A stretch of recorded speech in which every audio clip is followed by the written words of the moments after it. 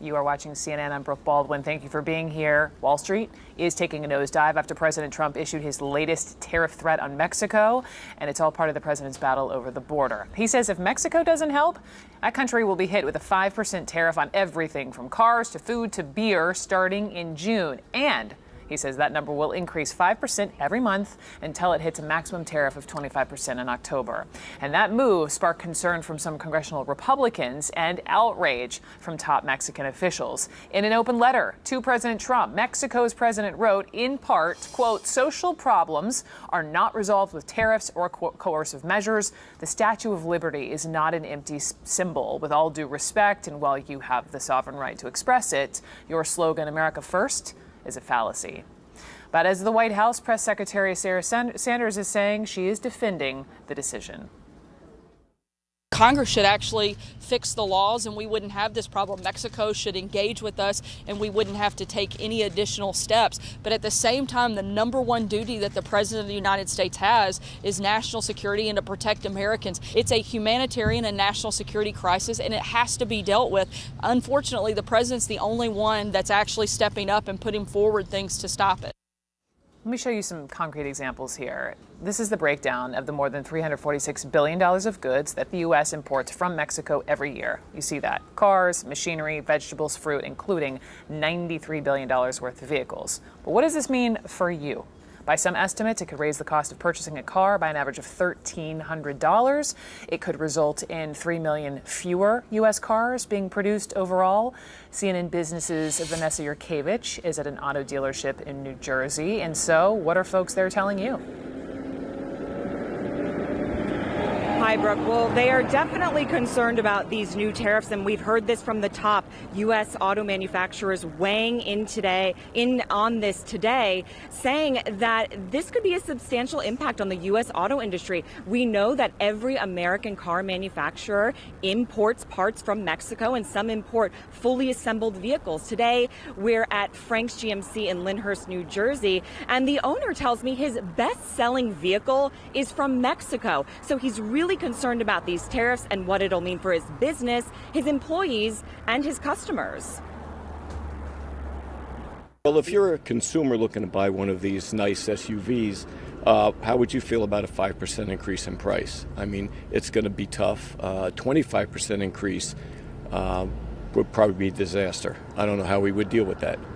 Yeah, we have 115 employees that depend on us and depend on us selling these vehicles. So I am concerned, and I don't want to see them affected in a bad way.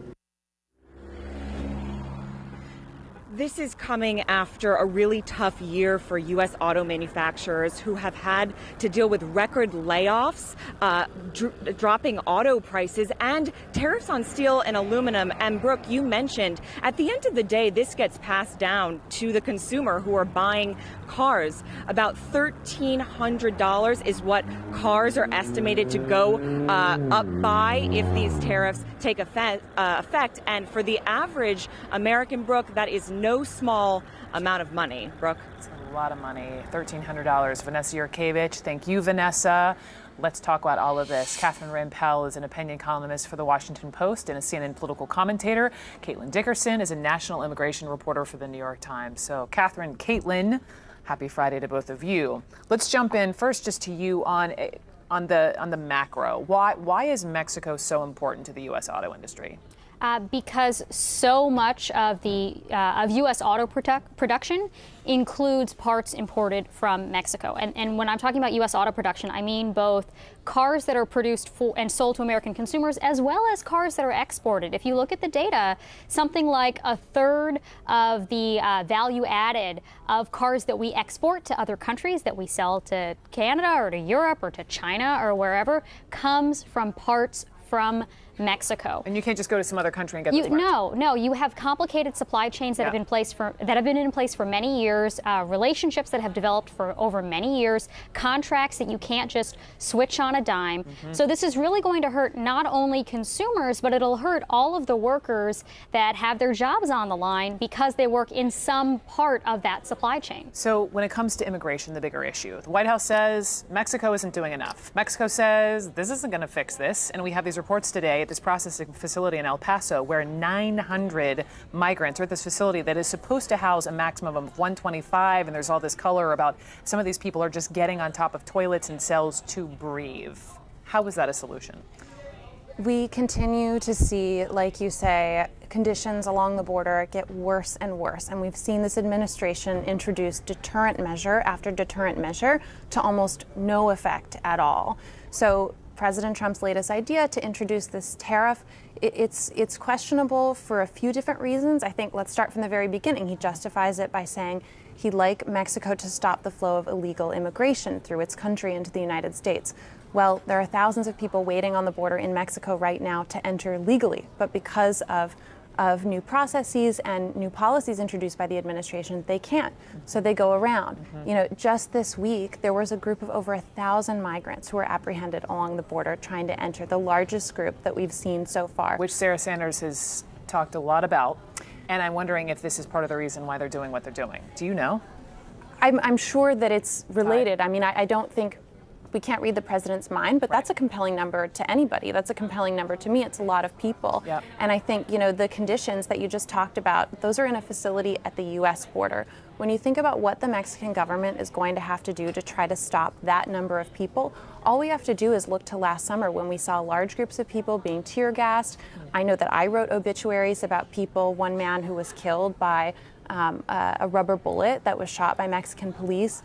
These are the kinds of things that happen when you see a country with a militarized police force try to, on the drop of a dime, stop thousands of people from crossing their borders. And it doesn't seem like Mexico wants to resort to those measures, but the president isn't leaving them a whole lot of options here. If this doesn't work for this White House, what is the next stunt on the border? That's an excellent question. And I don't see how this possibly could work for the White House because, you know, as Caitlin alluded to, part of what the United States, what Trump is asking Mexico to do would violate international law, right? If the goal is to keep people who are waiting on the border, who are trying to request asylum, which they, under international law, they are legally entitled to do, that's not something that Mexico can actually, has the authority to give in on, to make concessions on. You could imagine that a different kind of strategy would involve something like working together with Mexico, working together with Central American countries, providing more aid to countries that are